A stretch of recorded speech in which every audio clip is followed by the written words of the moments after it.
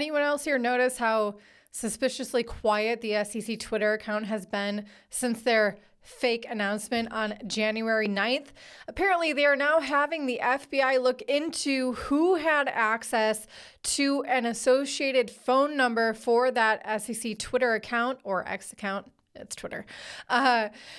But ironically, it has been very quiet since its actual official approval of the Bitcoin spot ETF that happened yesterday. They don't necessarily normally post every day, but considering this has got to be one of the largest announcements having to do with the SEC and them in the past referring to their own official channels as the main resource for to reference official information coming out from them, they have been very suspiciously quiet on their Twitter account. What's even more surprising is probably the fact that there are two SEC officials that did vote to deny the Bitcoin spot ETF, but Gary Gensler was not one of them. That being said, in the past, vocally in the public, Gary Gensler was very against the Bitcoin spot ETF, as was Jamie Dimon, as was Elizabeth Warren, as was even Joe Biden. But you know who was for it, especially since they put that application in,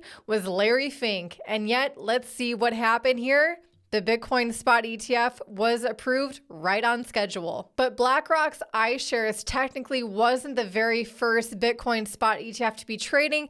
That position lies with Grayscale, and rightfully so, because those guys have been fighting the SEC for years. In fact, taking them to court and winning.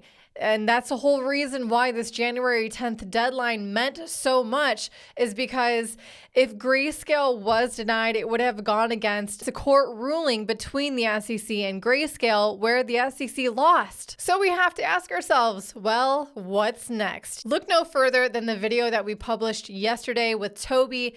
He went into depth about what his thoughts were regarding Ethereum and the Ethereum ETFs soon to come. And there's a lot of the familiar applicants of the Bitcoin spot ETF are now also applying for the Ethereum spot ETF.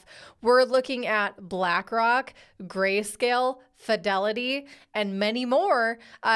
I think about 8 at least who are applying for the Ethereum spot ETF, with a new SEC deadline for these decisions to come in the summer of 2024. But we have to ask ourselves, is this in conflict with the other public statements made about Ethereum as a security from the SEC? This perhaps is going to be the best test of how much weight and influence BlackRock has over the SEC if Ethereum gets passed as a spot ETF, because this would contradict a lot of the public statements that the SEC has made about Ethereum in the past. What do you think will happen this summer with the Ethereum spot ETF decisions? Will they be denied? Will they be delayed? Or will they be approved? And will that finally be the final nail in the coffin for you to understand that we are, in fact, in a bull market? We've seen a number of different confirmations of this, both if you're a TA guy, technical analysis, if you're looking over, just the long-term perspective of Bitcoin and understanding the 4-year cycle of the cryptocurrency market, if you're just understanding the overall sentiment of this cryptocurrency space, is that finally going to be what you need to realize, that we are in a bull market?